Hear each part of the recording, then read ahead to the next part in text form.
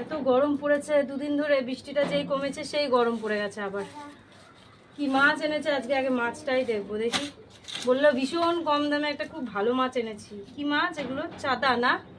এতটুকুটুকু, যাই হোক এতটুকুটুকু গোটা গোটা সর্ষে বাটা বা পোস্ত দিয়ে করলে কিন্তু দারুণ লাগবে।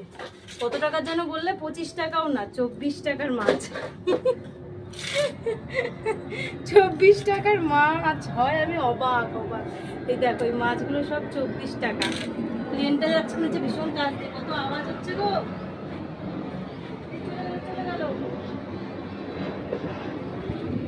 এই প্লেন বাড়ির উপর দিয়ে গেলেই আমার ভয় লাগে, বাড়ির উপরে ভেঙে পড়বে না তো?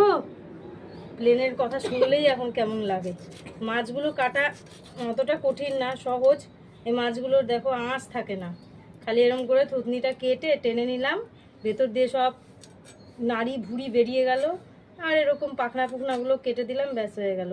খেতে কিন্তু দারুণ লাগে। এই মাছগুলো বড় হলে আরও বেশি টেস্ট লাগে।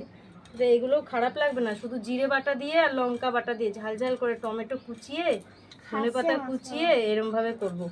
আলু টালু দেবো না এই মাছগুলোতে।